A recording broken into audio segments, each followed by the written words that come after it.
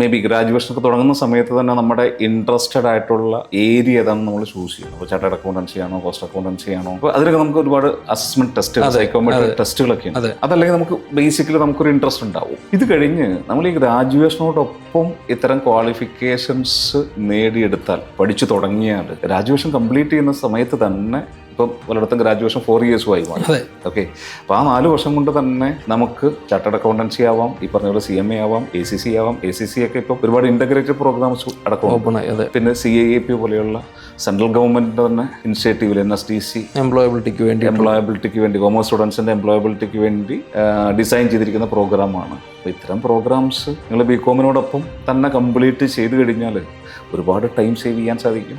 BCom കഴിയുമ്പോൾ തന്നെ ഒരു നല്ല കരിയറിലേക്ക് നമുക്ക് ചെയ്യാൻ സാധിക്കും. എനിക്ക് തോന്നുന്നത് നമ്മളുടെ CIAPയുടെ നമ്മൾ ലോജിക്കൽ ലോഞ്ച് ചെയ്ത സമയത്ത് കിട്ടിയ റെസപ്റ്റൻസിലും നമുക്കത് വളരെ ക്ലിയർ ആണ്. തന്നെ കോട്ടയത്ത് CIAPയുടെ ഫസ്റ്റ് ബാച്ചിന്റെ ലോഞ്ചിങ്ങിലാണ്. സോ ഓൾമോസ്റ്റ് ഒരു 100ഓളം കുട്ടികൾ അവിടെ വന്നിട്ടുണ്ടായിരുന്നു അറിഞ്ഞു വന്നവരാണ് പ്രോഗ്രാമിനെ പറ്റി അറിയാൻ വേണ്ടി. അത് തന്നെ നമ്മുടെ ആ ഒരു ടേസ്റ്റും നമ്മുടെ അഫോർഡബിലിറ്റിയും നമുക്ക് എത്ര വേഗത്തിൽ ജോലി വേണം എന്നുള്ളതും നമ്മുടെ ആ ഏണിങ്സിനെ പറ്റിയുള്ള നമ്മുടെ ഒരു കാഴ്ചപ്പാടും ഇതിൻ്റെയൊക്കെ ബേസിൽ നമ്മൾ ഗ്രാജുവേഷനൊപ്പം തന്നെ ഇത് തുടങ്ങിക്കഴിഞ്ഞു കഴിഞ്ഞാൽ, ഒരു പ്രൊഫഷണൽ ക്വാളിഫിക്കേഷൻ തുടങ്ങിക്കഴിഞ്ഞാൽ തീർച്ചയായിട്ടും നമുക്ക് ടൈം സേവ് ചെയ്യാൻ സാധിക്കും. ഏണിങ്സ് നേരത്തെ സ്റ്റാർട്ട് ചെയ്യാൻ സാധിക്കും. ഈവൻ കോസ്റ്റ് കുറയ്ക്കാൻ പറ്റും. അതെ, സ്പെൻഡ് അത് തന്നെ.